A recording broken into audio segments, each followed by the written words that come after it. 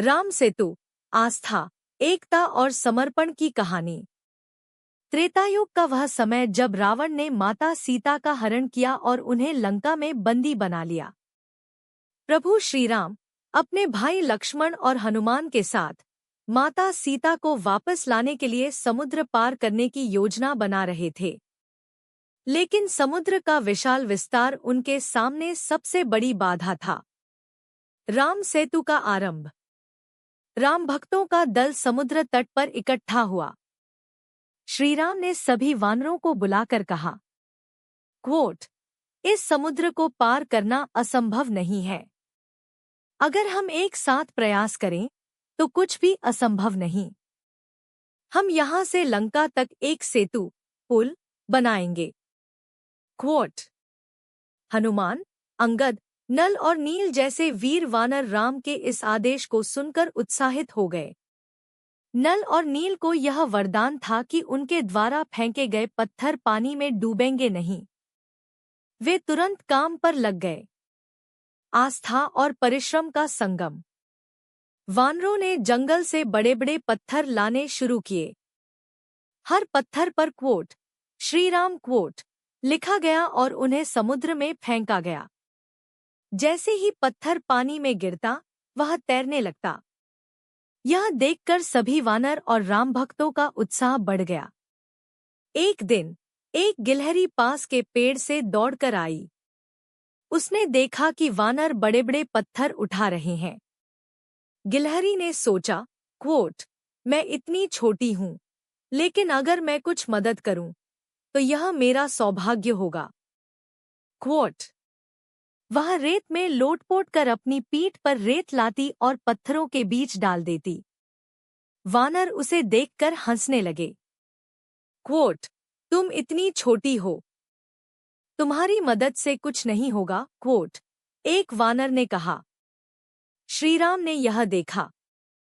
वे गिलहरी के पास गए, उसे प्यार से उठाया और कहा, क्वोट, तुम्हारी निष्ठा और समर्पण किसी भी वानर से कम नहीं। यह पुल केवल बड़े पत्थरों से नहीं, बल्कि छोटे कण-कण से बनेगा। क्वोट। यह कहते हुए उन्होंने अपनी उंगली से गिलहरी की पीठ पर 3 रेखाएं खींच दी। तब से गिलहरी के शरीर पर यह रेखाएं एक आशीर्वाद के रूप में बनी रहीं। समर्पण की शक्ति। दिन-रात मेहनत के बाद राम सेतु बनने लगा। वानर सेना ने बिना थके काम किया। समुद्र भी अब शांत हो गया था, जैसे वह श्रीराम के कार्य में सहयोग कर रहा हो। पत्थरों की हर परत पर क्वोट, श्रीराम क्वोट का नाम लिखा था।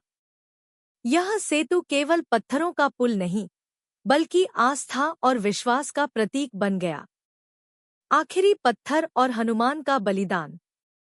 सेतु लगभग बन चुका था।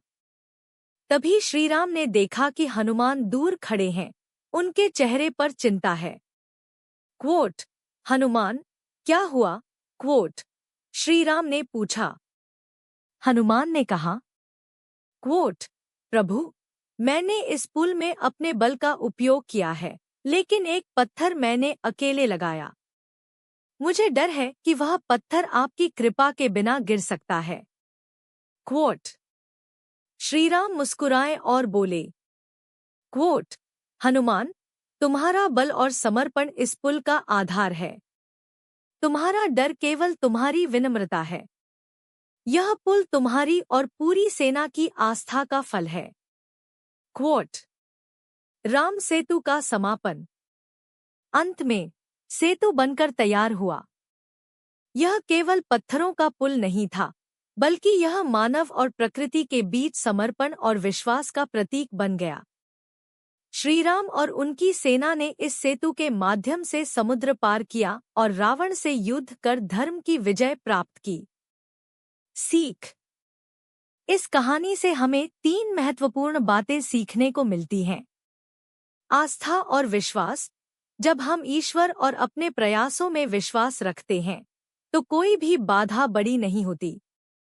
टीम वर्क का महत्व। चाहे पत्थर उठाने वाले वानर हों या छोटी सी गिलहरी, हर किसी का योगदान महत्वपूर्ण होता है। विनम्रता और समर्पण। शक्ति और क्षमता होने के बावजूद विनम्रता और दूसरों का सम्मान करना सबसे बड़ी ताकत है। राम सेतु आज भी हमें याद दिलाता है कि सच्चे प्रयास, आस्था और एकता से हर असंभव कार्य को